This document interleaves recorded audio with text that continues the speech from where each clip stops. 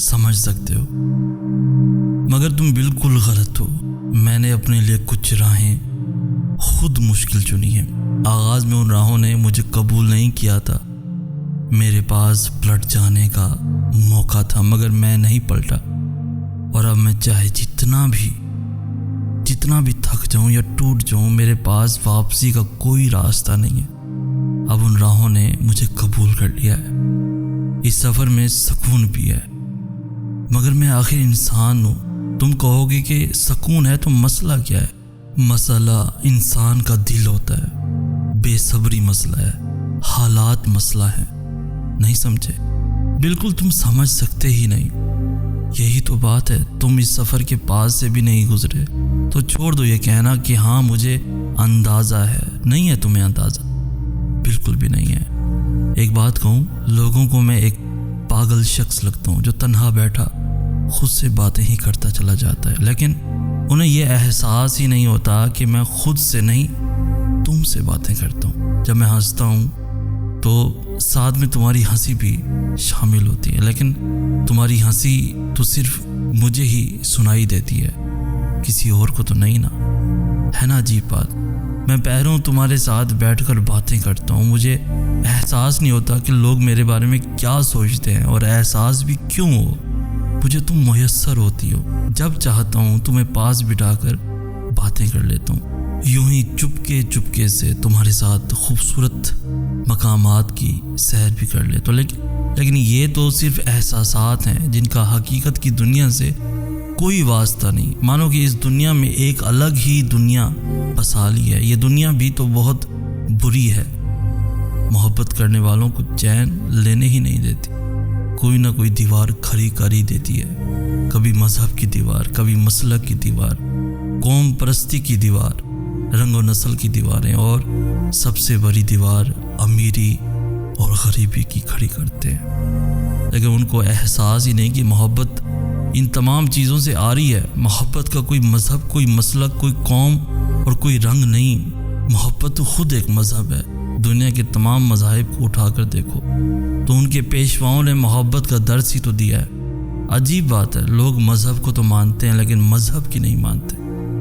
झूठे और मुनाफिक लोग। मुझे नफरत है इन लोगों से जो इन बातों को तो बाइसे शर्म समझते हैं, जिनको नहीं समझना चाहिए, और जो बाइसे शर्म है वो खुल्लम खुला करते हैं, और इस पर उनको शर्मिंदगी का एहसास तक नहीं होता।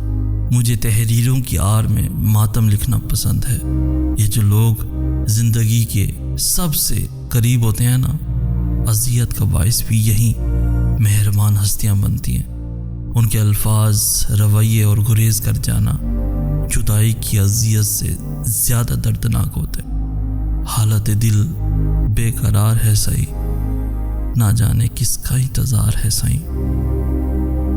हालत दिल बेकरार है सही, ना जाने किसका इंतज़ार है सही।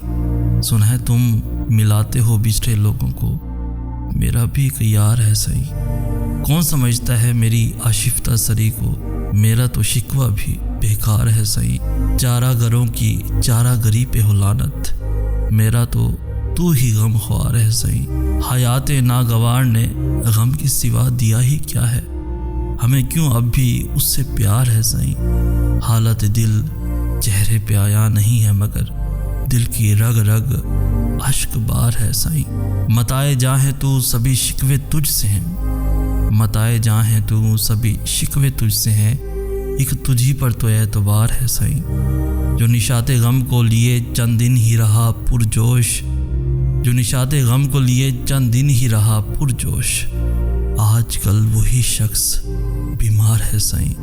सकूते जिंदा में भी सुकून नहीं आता मुझको, सकूते जिंदा में भी सुकून नहीं आता मुझको, फ़कत मौत ही दिल का करार है सही, फ़कत मौत ही दिल का करार है सही। जब इंसान को इस बात का इल्म हो जाता है कि अल्लाह सब देखता है और अल्लाह सब कुछ जानता है, तो वो खामोशी की आखिरी सीढ़ी पर पहुंच जाता है, जहाँ किसी से कोई शिकवा नहीं रहता, जहाँ दिल शिकायतें नहीं करता। तड़पता तो बहुत है मगर आए नहीं बढ़ता, क्योंकि ये वो मकाम होता है जहाँ सारी बातें और सारी चीज़ें अल्लाह के सपुर्द कर दी जाती हैं, क्योंकि उस लम्हे की तकलीफ़ और अज़ियत अल्लाह के सिवा कोई नहीं जान सकता। और लोगों से तो वैसे भी कोई तवक्को नहीं रखनी चाहिए, क्योंकि इंसान ऐबों को छुपाने के मामले में कच्चा और आया करने के मामले में बहुत पक्का होता है। ये बस अल्लाह ही है जो पर्दा रखता है। शुक्र क्या करें कि इंसान खुदा नहीं है, वरना ना ये कायनात रहती और ना कोई इंसान। कभी कभी अल्लाह ताला ऐसी ख्वाहिशात में हमारा दिल लगा देता है जिन्हें मिलना हमारे नसीब में नहीं लिखा होता। क्यों? जब नसीब में नहीं होता तो दिल क्यों ऐसी ख्वाहिश में लगाता है? क्यों उस चीज़ को हमसे इतने फासले पर रख देता है कि जितना उसे पाने की दुआएं करते हैं वो उतनी दूर जाती महसूस होती है? क्योंकि अल्लाह ताला तुम्हें उस मकाम तक लाना चाहता है जहाँ सिर्फ उसके महबूब बंदे होते हैं। वो मकाम जहाँ तक सबकी रसाई नहीं, वो मकाम जहाँ तुम्हारा सब्र, तुम्हारा तवक्कुल, तुम्हारे आंसू, तुम्हारे सजदे और तुम्हारी इबादतें तुम्हें उसका प्यारा बनाती हैं। और हर कोई तो उसका प्यारा नहीं होता ना। और तब अपने लिए मांगते मांगते तुम उस रास्ते को चल पड़ते हो जिसके आखिर पे वो तुम्हारा मुंतज़िर है। दुआएं नामुमकिन चीज़ों के लिए ही तो हैं, ऐसी चीज़ें जो तुम्हारी पहुंच से बाहर हैं, ऐसी चीज़ें जो तुम्हारे मुकद्दर ने तुमसे छीन ली हैं, ऐसी चीज़ें जिनके मिलने की तुम्हें कहीं से भी उम्मीद नहीं, आस नहीं थी, ऐसी चीज़ें जिनके होने का तुमने कभी ख्वाब नहीं देखा था, तस्वर नहीं किया था, ऐसी चीज़ें जिनके मुखालिफ सारी कायनात आकर खड़ी हो जाए, ऐसी चीज़ें जो तुम्हारे तख़य्युल में भी ना समा पाए, और ऐसी चीज़ें जिन्हें मानने से तुम्हारी अकल इनकार कर दे, ऐसी चीज़ें जिनके रूनुमा होने का तुम्हें एहसास तक ना हो, ऐसी चीज़ें जिनको देखकर तुम्हारी अकल दंग रह जाए, और ऐसी चीज़ें जिन्हें ना कभी किसी ने देखा हो और ना सुना हो, ऐसी चीज़ें जिनकी तज़किरे से अल्फाज भी घबरा जाए, ऐसी चीज़ें जो तुम सोचते हो कि कभी हकीकत नहीं बन सकती, ऐसी चीज़ें जिनके होने का इल्म तुम्हारी छठी हिस्स को भी नहीं छू सकता। दुआएं वो मौजज़ा हैं जिन्हें तुम्हारा नसीब भी नहीं रोक सकता। दुआएं वो कौन का सवाल हैं जिन्हें अल्लाह भी रद्द नहीं करता। दुआएं तो फिर उन चीज़ों के लिए ही हैं जो दस्तरस से निकल जाती हैं, बस एक सदा की बात होती है, और हर खोई हुई चीज़ या फिर वो कोई इंसान ही क्यों ना हो वापस मिल जाता है। तुम्हारी दुआएं ही तुम्हारा मुकद्दर होती हैं, और दुआओं का लिखा तो नसीब भी नहीं टाल सकता। जो बेजान कहानी में फिर से जान फूंक सकती है वो तुम्हारी दुआएं नहीं हैं तो और क्या हैं। जाने दे माजी, जो हुआ सो हुआ, माजी को कोई नहीं बदल सकता, लेकिन माजी से हाल बदला जा सकता है। कि जो सबक माजी में सीख लिए हैं उन्हें भूलना मना है। जहाँ टूटे थे वहाँ दोबारा ना टूटे, जहाँ और जैसे गिरे थे वहाँ दोबारा ना गिरने पाए, फिर से एक ही जगह से धोखा ना खाएं। कि कहा गया है कि मोमिन एक जगह से दोबारा डसा नहीं जाता। जो तकलीफ मिले उन पर सब्र करके आगे बढ़ जाएं। माजी की खिड़कियां खोल कर देखेंगे तो हमेशा बेचैन और बेकरार रहेंगे, और माजी की तरफ देखते रहने से दिल कमज़ोर होगा। अपने दिल को कमज़ोरी से बचाएं और माजी की पटानियां बंद कर दें। माजी की अच्छी यादों को याद करें, लेकिन तलखियों को भूल जाने की कोशिश करें। आज का दिन, आज का लम्हा ज़्यादा अहम है। ज़िंदगी एक इबादत है जिसे हर लम्हे अमल में लाना पड़ता है। दुआ की तरफ हम नहीं जाते, अल्लाह ही हमसे दुआ करवाता है। अगर अल्लाह ने दिल में किसी चीज़ की ख्वाहिश डाली है और लब पे उस चीज़ के लिए दुआएं लाई हैं तो समझ जाएं वो चीज़ आपके लिए ही बनी है। बस आपको सब्र, यकीन, इंतज़ार और आजमाइश से गुजर कर वहाँ पहुँचना है। तुम्हें लग रहा है ना कि तुम हमेशा यूं ही तड़पते रहोगे। मैं तुम्हें एक हकीकत बताऊं, जिस मकाम पर तुम हो इस वक्त, इस मकाम पर सबको ही ऐसा लगता है। तुम्हारा खौफ तुम्हें इंसान बनाता है, लेकिन फिर इस खौफ के बावजूद भी यकीन का इंतखाब तुम्हें मोमिन बनाता है। और जानते हो मौजज़े मोमिनों के लिए ही तो होते हैं, ईमान लाने वालों के लिए। हर उस चीज़ पर जो दिखाई दे सकती है और हर उस चीज़ पर जो नज़र से बाहर है, तो तुम्हें यकीन रखना है, क्योंकि तुमसे पहले जितने भी लोगों ने यकीन रखा था, अल्लाह ने उनके लिए ऐसे ऐसे करिश्मे दिखाए थे जिन्हें सिर्फ पढ़ कर या सुनकर ही रोंगटे खड़े हो जाते। वो सब भी शुरू में चंद लम्हों के लिए घबराए थे, जैसे तुम आज घबरा रहे हो, लेकिन फिर उन्होंने घबराहटों को तर्क करके यकीन को चुना। देखो फिर उनकी हसीन अंजाम को आज पूरी कायनात याद करती है। और जानते हो अल्लाह ने वो करिश्मे क्यों कुरान में लिखे?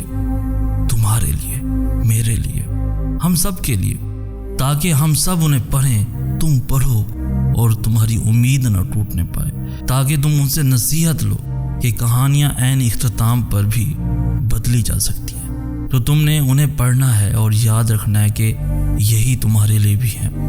उसके कुन पर किसी एक का हक नहीं है, उसका कुन सभी के लिए बराबर है। और जब वो कुन फरमाएगा तो या तुम्हारा दिल फिर जाएगा या उसका जिससे तुम दिल लगाए बैठे हो, या हो सकता है तुम दोनों का दिल बदल जाए। तुम हमेशा तड़पते हुए कभी नहीं रहोगे, तुम्हें बदल दिया जाएगा समय तुम्हारे सामने के मंजर के। टूटे हुए दिल से निकली हुई दुआ का मकाम बहुत बड़ा है। जब इंसान किरचियों में बिखर के अल्लाह के रूबरू जाए नमाज पर खड़ा होता है, जब जुबान लफ्ज़ों से खाली हो जाती है, ऐसे जैसे उसने कभी बोलना सीखा ही ना हो, जब दिल थक जाता है, इतना थक जाता है कि सांस लेना भी मुश्किल लगती है, उस एक लम्हे में दिल जो भी सोचता है, जो भी कहता है, वो हर हाल में सच होकर रहता है। हो सकता है अभी तुम्हें ये बात बहुत ही बेमायनी सी लगे और हो सकता है अभी तुम्हें ये लग रहा हो कि ऐसा सिर्फ कहानियों में होता है, मगर यकीन करो मैंने ये होते हुए देखा है।